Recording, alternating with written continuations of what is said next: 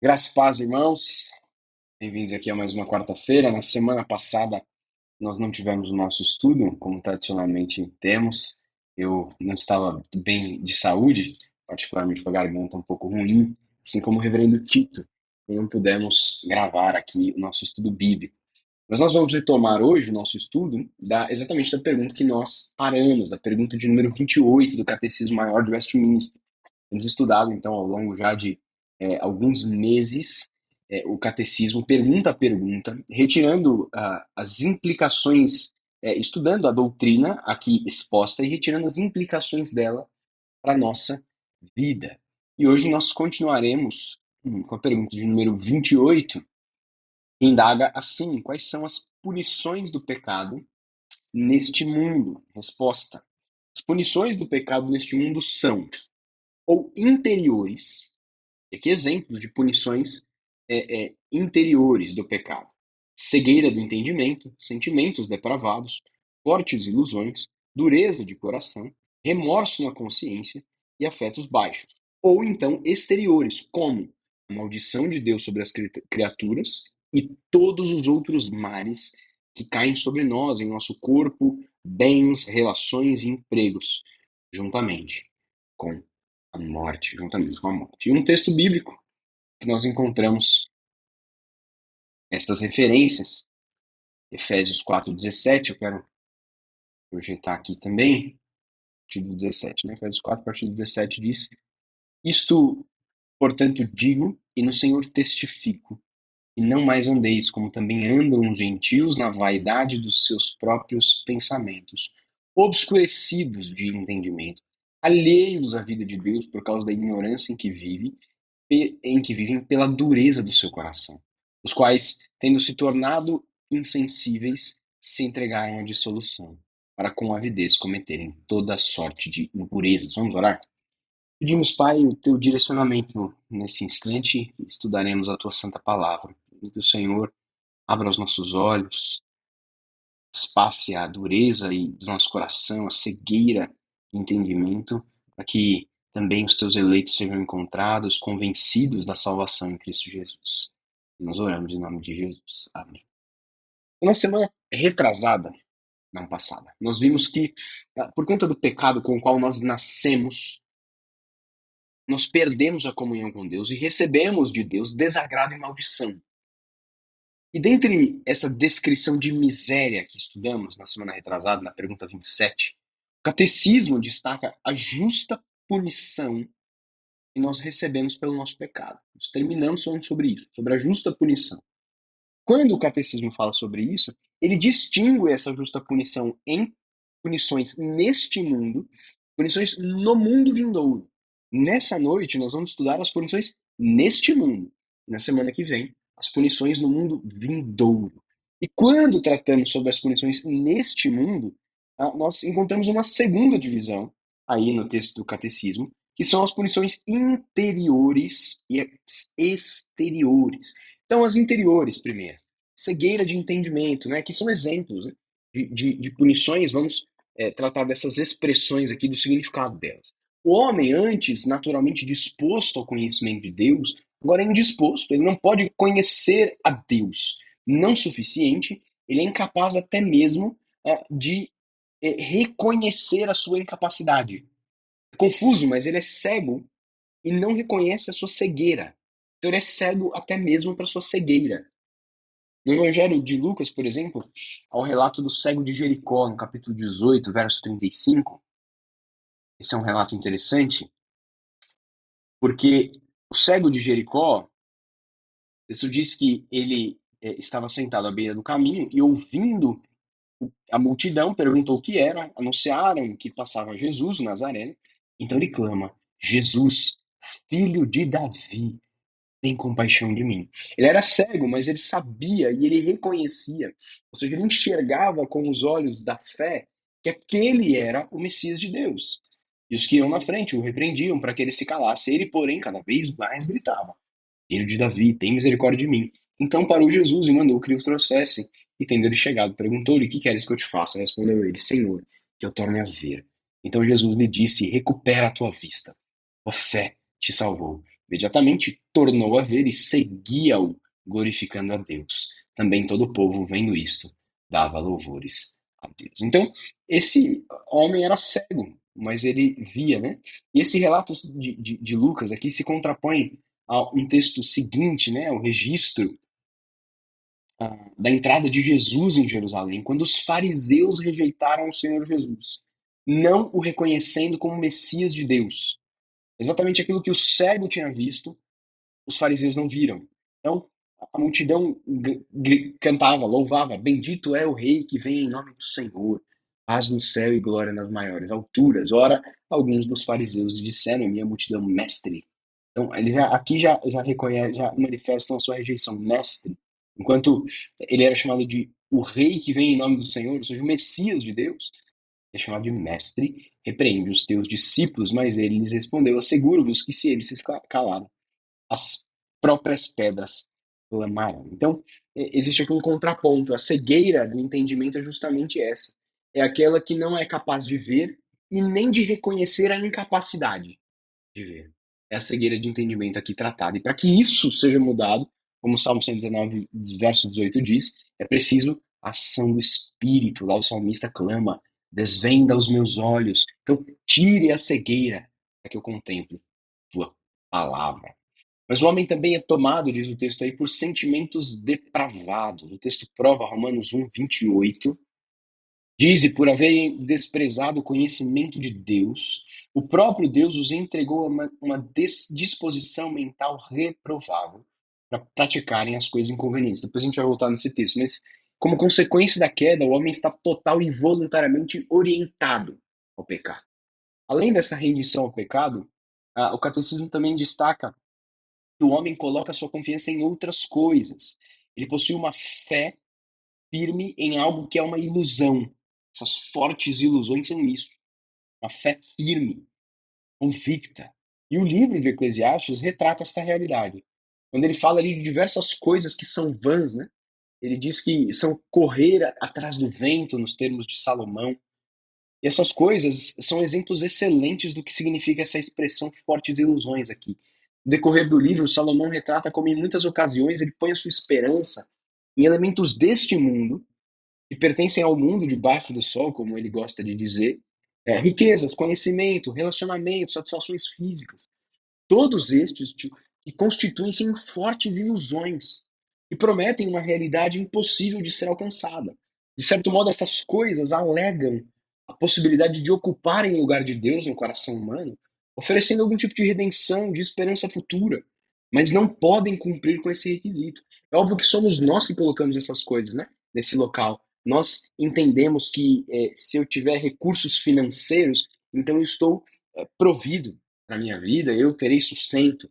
Né? E essa é uma forte ilusão, porque na verdade o sustento vem do Senhor, não do recurso financeiro. E por vezes ele oferece sustento através do recurso financeiro, na maior parte das vezes. Mas o sustento vem do Senhor.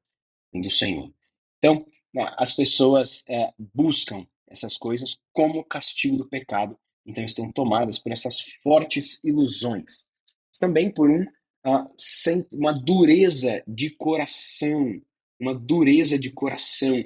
Quando nós falamos sobre a cegueira do entendimento, de maneira muito semelhante se descreve aqui a dureza de coração, uma condição de indiferença moral e espiritual que não é reconhecida pelas pessoas.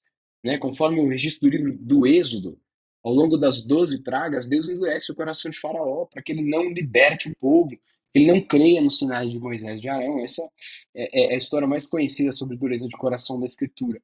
Só que o texto, às vezes, diz que Faraó endureceu o seu coração. Olha só, por exemplo, Êxodo 7, verso 13. 7, verso 13. Todavia, o coração de Faraó se endureceu e não os ouviu como o Senhor tinha dito.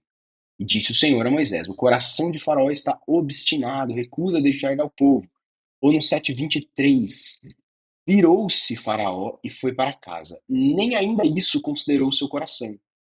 Ou 8:15, temos muitos exemplos. Vendo, porém, Faraó que havia alívio, continuou de coração endurecido.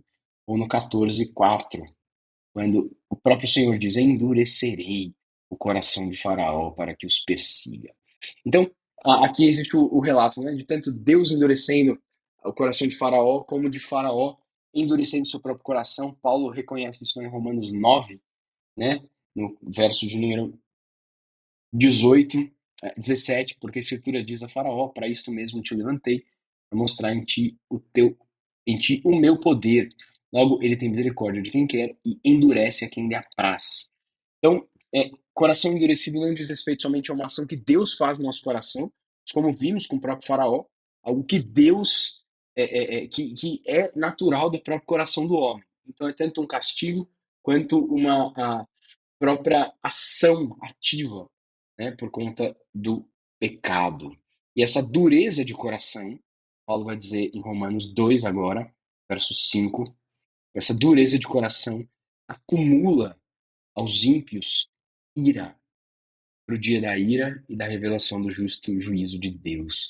Então, na medida em que nós, basicamente a ideia é, na medida em que o evangelho é anunciado, as pessoas rejeitam o evangelho por causa da dureza de coração, estão acumulando juízo para si, que será revelado no dia da ira.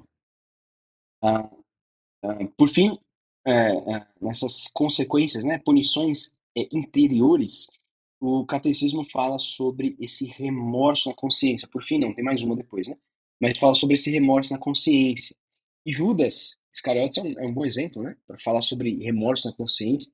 Basicamente, é um sentimento dos pecadores endurecidos, do descumprimento da lei de Deus. O que isso quer dizer? De alguma forma, irmãos, há um senso de que os ímpios têm, de que eles estão em débito com Deus, o justo juiz. Existe um senso de que alguma coisa está errada. E como que isso se manifesta? No temor da morte. Por que as pessoas têm pavor da morte? Por que são escravizadas, como o autor aos Hebreus diz no capítulo 2, pelo pavor da morte? Por conta do juízo de Deus. Elas não sabem para onde elas vão. Elas não têm esperança do mundo futuro. Então, de alguma forma, existe um remorso na sua consciência, né, de uma incerteza. E o profeta Isaías, capítulo 33, texto prova, verso 14, disse assim: os pecadores em Sião se assombram, tremor se apodera dos ímpios, e eles perguntam: quem dentre nós habitará com o fogo devorador? Quem dentre nós habitará com chamas eternas? Que anda em justiça e fala o que é reto, que despreza o ganho de opressão. Quem que vai, então, sofrer a punição?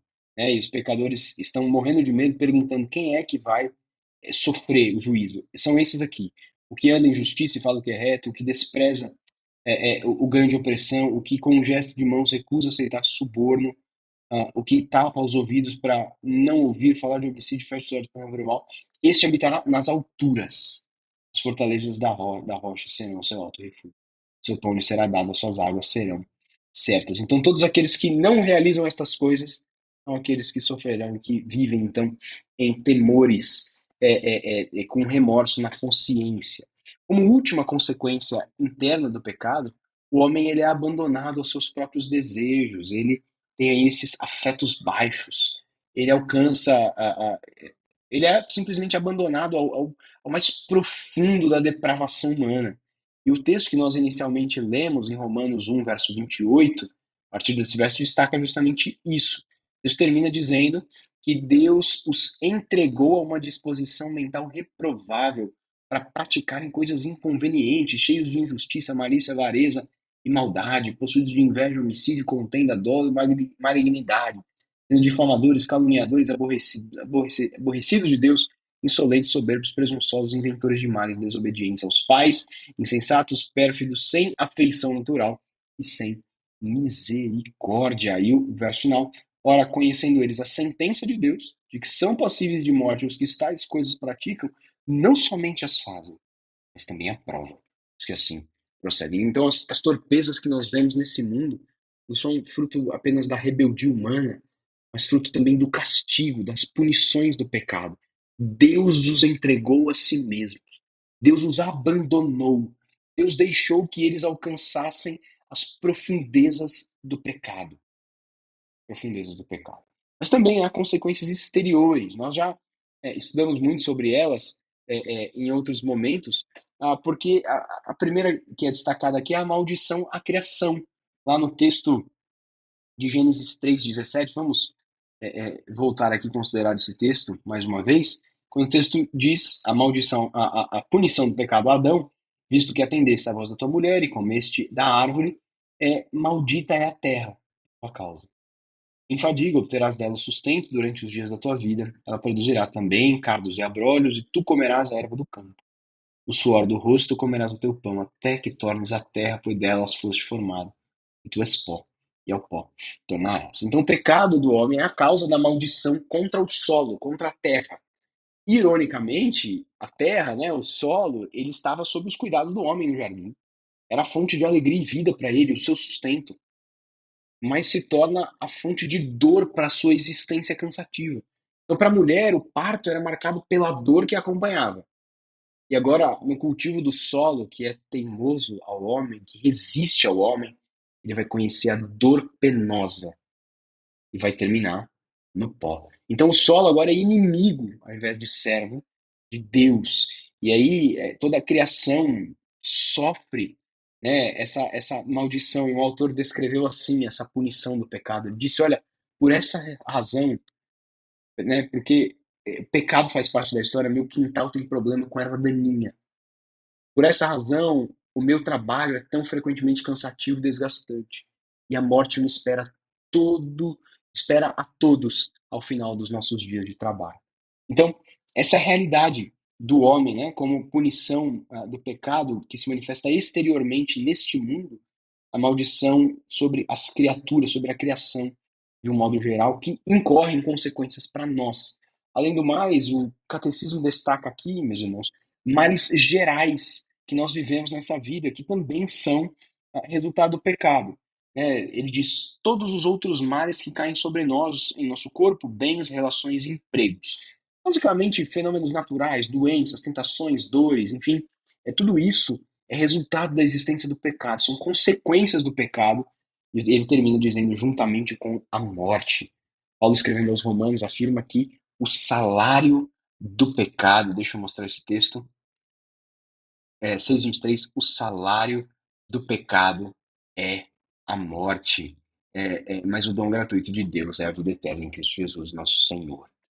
A recompensa, né? A consequência direta do pecado é a morte, e assim termina a vida de todos os homens, pelo menos nesta vida, pelo menos nesta terra. E sob essas punições, todos nós estamos sujeitos, em maior ou menor grau. Por isso que alguém certa vez disse que este mundo, esta vida, com estas dificuldades, é o mais perto do inferno que um crente viverá. Enquanto esta mesma vida, com estas mesmas dificuldades, é o mais próximo do céu que o ímpio viverá.